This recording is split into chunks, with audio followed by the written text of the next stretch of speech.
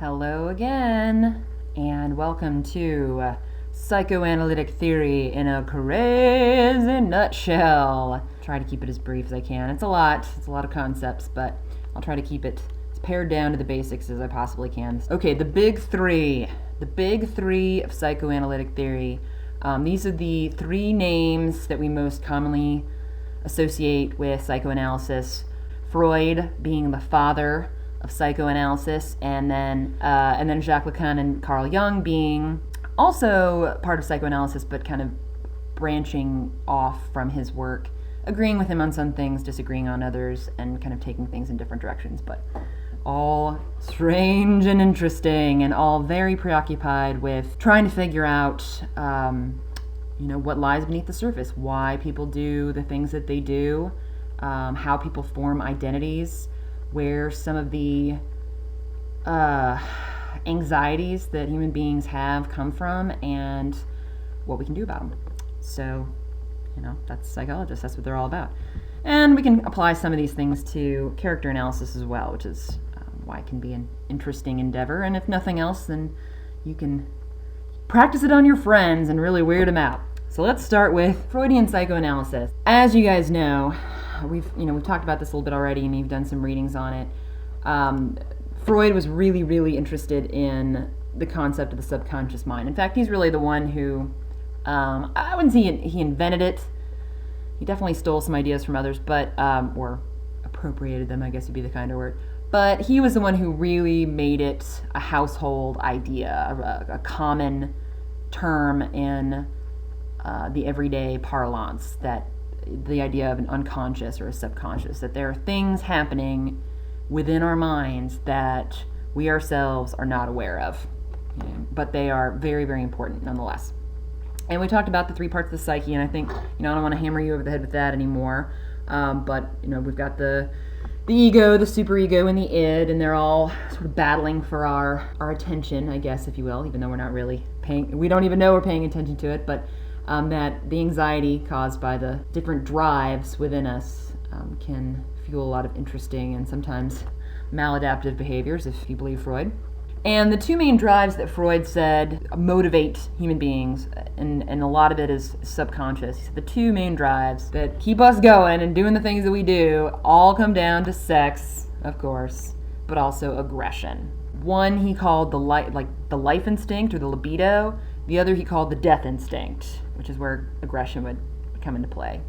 He said those are both fundamental parts of the human experience, and a big part of our energy, I guess, and our psyches is spent trying to keep those two drives under wraps so that we can fit into society, basically. But that can come out in some interesting ways too. Particularly defense mechanisms. And we're going to talk about some of the more interesting defense mechanisms out there that maybe you can see people performing, or characters. We are going to talk about the big, icky elephant in the room, psychosexual stages, because they're a really important part of Freudian analysis. Take them as you will, but we're going to just go ahead and get them out of the way. And we're all adults here. Dreams. Freud was really big on dream analysis, and it's interesting because modern day science is actually uncovering more and more about the importance of dreams and how they work, how they operate, and a lot of it is actually it certainly doesn't run counter to Freud's ideas. It isn't necessarily the royal road to understanding what makes a person do what he or she does as he thought it did. He thought it was really the language of our subconscious, and that we could interpret our dreams to figure out what was really going on. And that's true to some extent. But modern science has certainly revealed that our brains are doing important work while we sleep.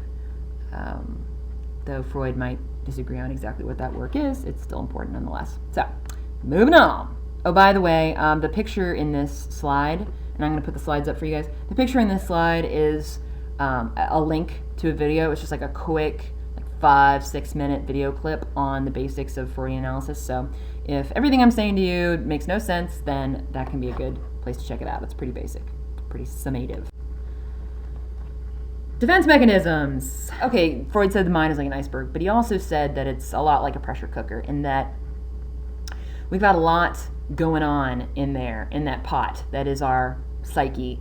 And there's a lot of, I guess, psychic, he would call it, energy being created by that conflict that you guys know about between the three parts of our psyche, and just having to deal with those conflicts. And he said that all of that anxiety, all of that conflict, all of that energy it builds within us, and it's really important that we don't keep too tight a lid on it, okay?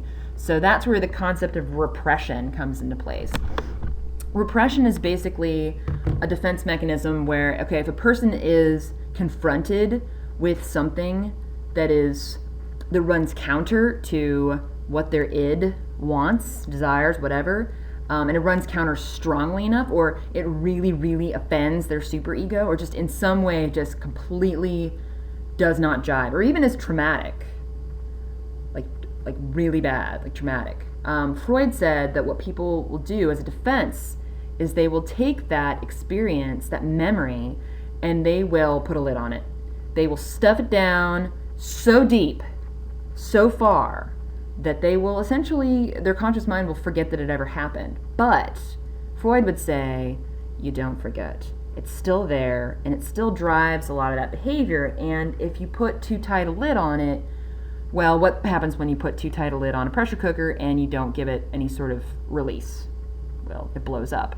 So Freud said repression is a bad thing. Repressing our drives, repressing our desires, repressing our experiences in our past. He said those are not healthy things, and they can come out in really unhealthy ways. Projection. Oh, this is one of my favorites. Projection is, okay. Projection happens if there's something like a negative quality about you, if there's something that you do that you wish you didn't do, I guess, rather than like admitting that you have this problem, I guess, rather than you admitting that you have this fault and dealing with it that way, you won't recognize that you have this fault, and instead you'll project that fault, that flaw, whatever, onto somebody else, and then you'll criticize them for it. So it's like, in a way, you're kind of dealing with your flaw, but you're doing it in a way that doesn't involve you.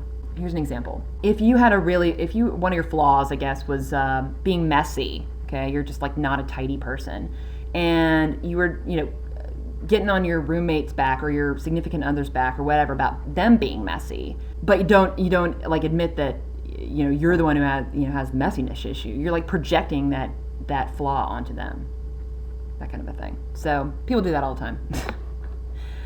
Now that you know it, you'll see it all the time.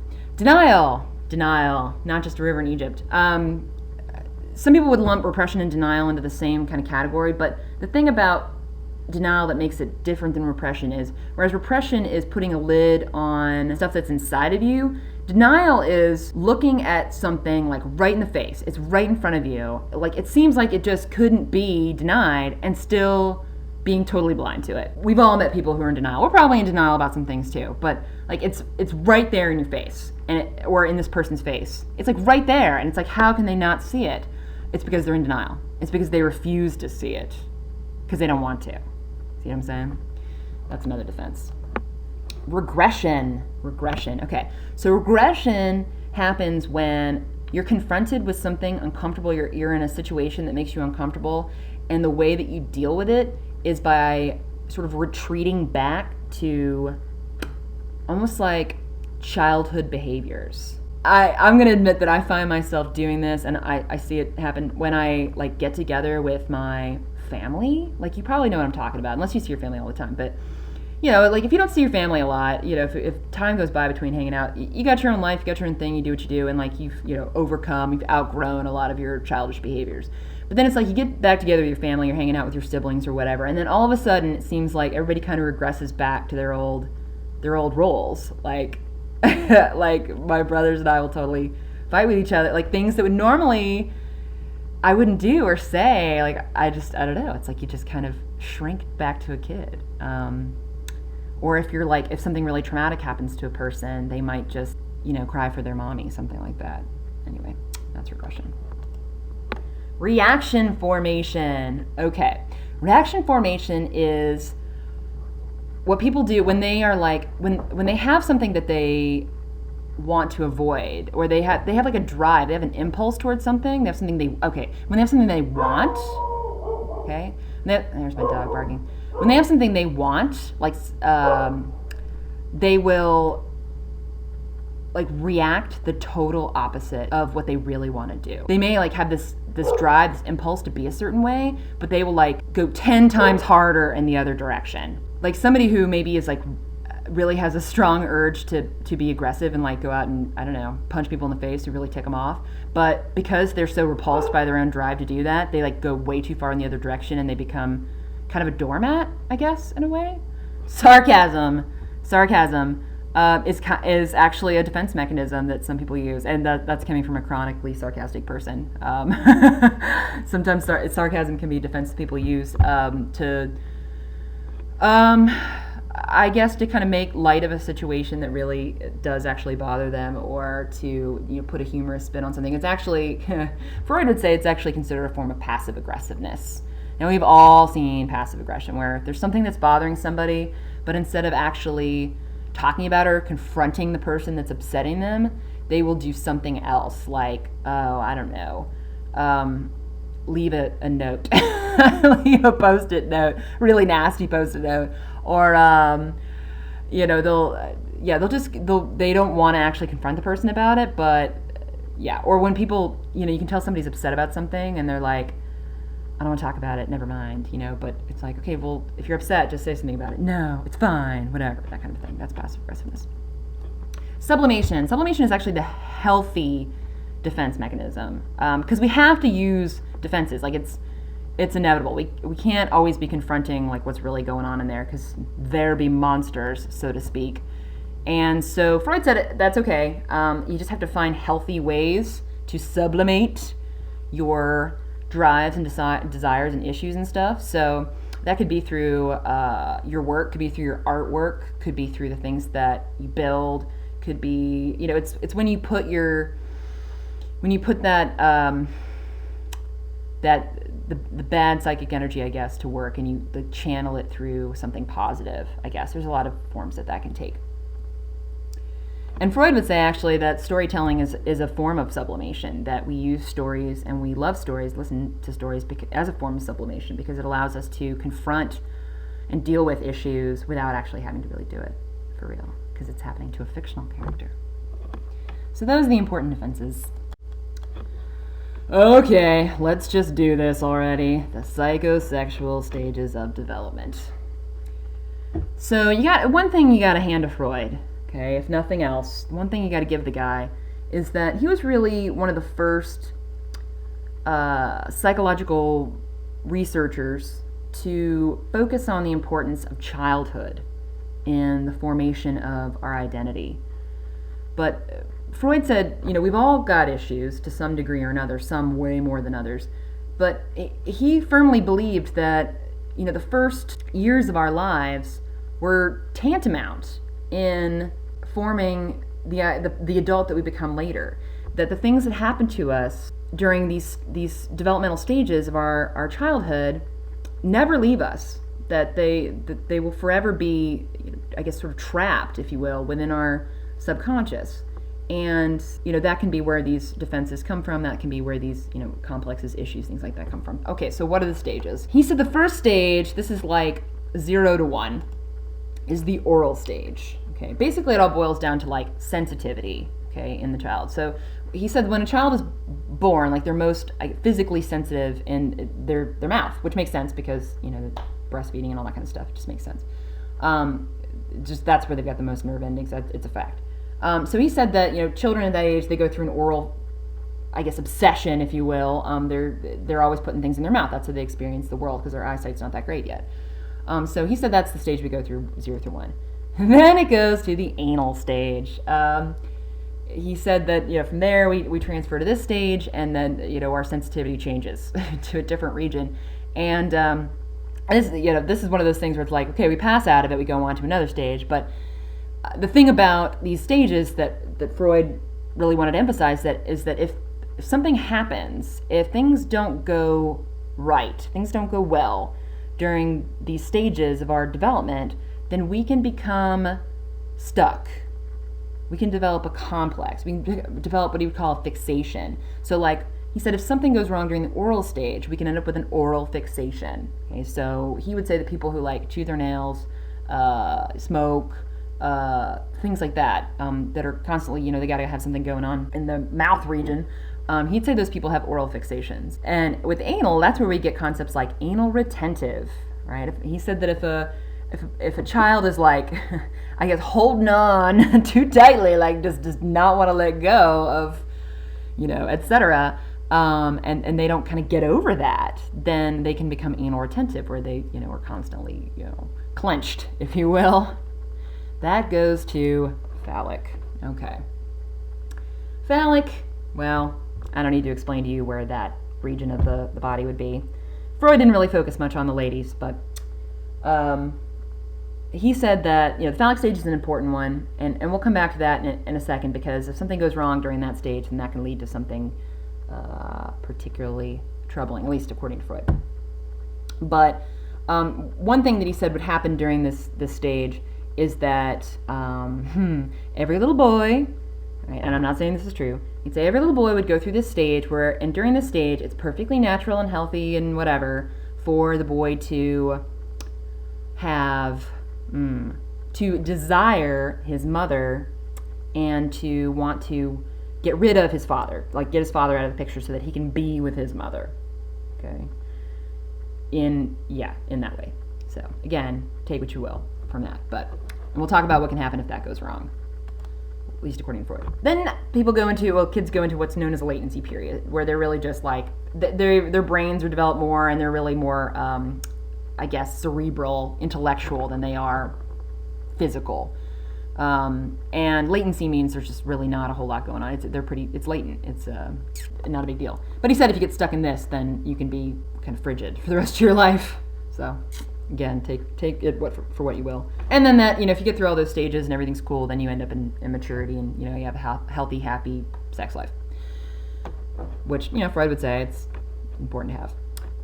Okay, so back to phallic stage. This is where we get the concept of the Oedipus complex. Ooh. Yeah. You've probably heard of it before. Again, take it for what you will. But Freud said that if the boy doesn't, get out of that phallic stage where he desires his mother and all that kind of stuff, if he gets stuck there, then he can end up with what's known as an Oedipus complex, where for the rest of his life, he'll unconsciously still want his mom in that way, and still resent his father in that way for the rest of his life. And that will come out in, his maybe marrying a woman that's exactly like his mom, that kind of a thing. So maybe having an unhealthily close relationship with his mother or whatever. The reason it's called the Oedipus complex is because he derived that name from the Greek tragedy, Oedipus Rex, who, accidentally killed his father and married his mother by accident and brought a curse on the kingdom. Whoops. There's more to the story than that, but that's the important part, I guess. So Freud said that this is all the stuff that's going on. It's important to recognize these things and just, deal with them in a healthy way. And he said we can also look to our dreams to figure out, what's really going on. If you have a really bizarre, weird dream, that might be some kind of, or something that makes you rather uncomfortable, which we all do from time to time. He said that that's your subconscious kind of playing out these fantasies, I guess, issues, whatever, because you can't really deal with them in your conscious mind. Lacan is a confusing guy in a way, but he had some interesting theories. He was also really interested in the concept of identity formation, and also in the role that childhood can play in that. Lacan said that, kind of like the way Freud did, that when children are born, they are basically, they're just sort of clouds. They're a cloud of, they just don't have their minds are clouds. They're not really fully formed, developed. They've got really no sense of identity yet. They don't even know what an identity is. They really can't differentiate between themselves and everything around them. They just don't, they can't do it yet because they don't know what anything is and they don't know what they are. And it also makes sense too because, we all begin life really as part of someone else physically in the womb, and so it's a pretty big shift. And so children will actually think that they are part of their mother for a while, until they reach what Lacan called the mirror stage. In the mirror stage, he said this is when, and it happens around 2. He said this is when a child realizes that he or she is like a separate entity, that they are not part of everything else. It's when they see themselves basically for the first time. So that's why it's called the mirror stage. In fact, it might even happen with a child looking in the mirror, because when babies are really young, when they look in the mirror, they don't know it's them. They might think it's another baby. They might not think anything about it at all. But that moment when a child looks in the mirror and realizes hey, that's me, looking back at myself, he called that the mirror stage. And he said that's a huge part of identity formation. And that's when we start to see everything else as separate from us, including our mothers, right? We start to label those things like the other. Those things, I'm me because I'm not those other things that are all around me. He also said that, I guess reality, or at least the human concept of reality, because Lacan had trouble with things like reality. He said that there's the imaginary, right? That's one of the orders, I guess, of reality within us. Kind of like Freud. Freud had the 3 parts of the psyche. Lacan had the 3 orders. He said the imaginary part of our psyche, I guess, if you will, is our identity. He said that it takes imagination to be able to conceive of your own identity, and the fact that you really can't see yourself objectively at any given time. I mean, you can only see what you see in the mirror, or what you look down and see. You can only see yourself in parts, basically. Okay. He said that we use the imaginary part of our psyche to put all those parts together to create who we are, without actually having to be able to see it. Also, he said things like the rules that we follow, concepts like society in general, culture, things like that. He said that those were all part of the imaginary. They still dictate a big part of our identity, a big part of our ego formation and who we are, but they don't really exist, he would say, in a physical way. So they're kind of all lumped into that category. The symbolic. One thing Lacan got right, if nothing else, is that human beings are highly symbolic creatures. I mean, that's one of the things that makes humans and animals different. Now, some animals do kind of in a way use symbols and language, but human beings more so than any other animal by yards and miles. In fact, Lacan would say that it's kind of impossible to have a thought without the language to code that thought. That we think in language, and without the language, we can't really think, if you see what I'm saying. So he said also the symbolic and the imaginary are closely tied together, because we need language to code the imaginary. So for example, if I used the language code for a concept, if I said the word tree to you, tree, you're probably imagining a tree right now. You really can't help it. You're imagining it. It's not real. It's all in your head, but I'm using symbolic language coding to put that image into your head. He was all about that, the way that language, I guess, sort of codes our thoughts, codes the world around us, and also codes our identity formation, this idea of, okay, me, not me, right? Having a different word for different things kind of helps differentiate between them, and I guess in a way forms our reality. Which brings me to the third order, which he called the real. Now this would be outside of language. Now Lacan, though, it's kind of struggled with whether there is even such a thing, because he was like, well, okay, well, if you don't have the language to say it, to express it, to code it, then does it for a human being really exist? that's a question he never really managed to answer. But I mean, I think we all have to agree that even if you don't have a word for it, it can still, I mean, there's things that we're still discovering all the time. So those are the three orders. Jung, old Jung. Now we talked about him a little bit already, Carl Jung.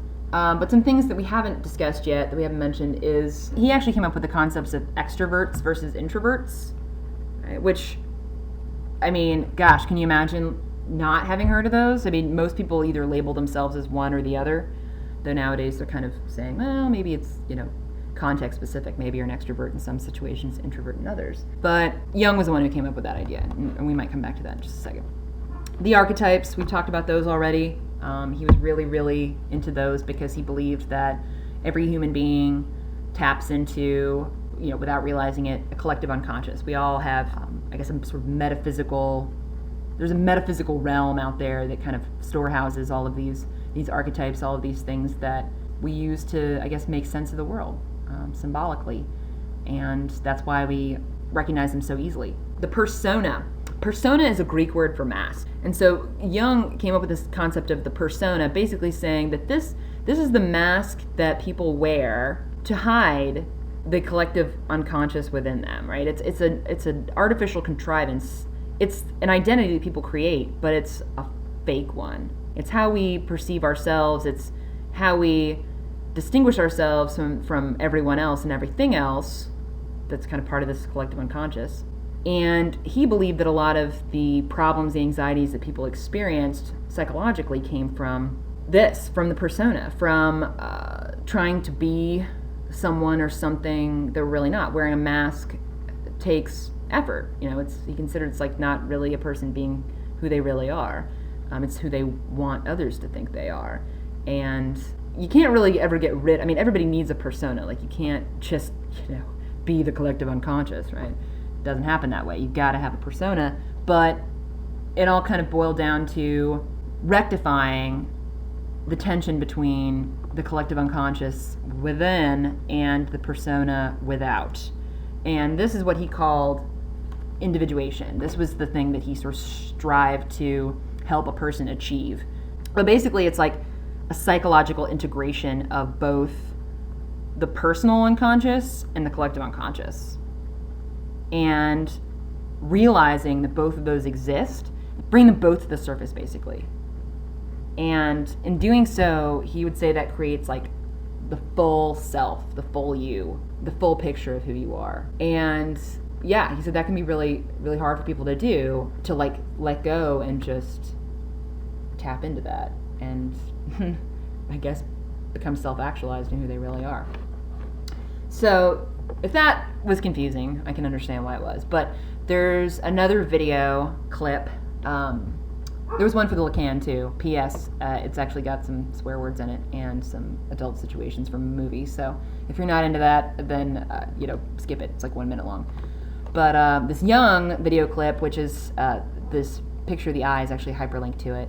If you click on that, it gives like a 5-minute rundown of what individuation is, and they explained it much better than I did. But just so you know, if you do watch it, when the guy's talking about mandalas, okay, because Jung was really into these things called mandalas, this is what he's talking about.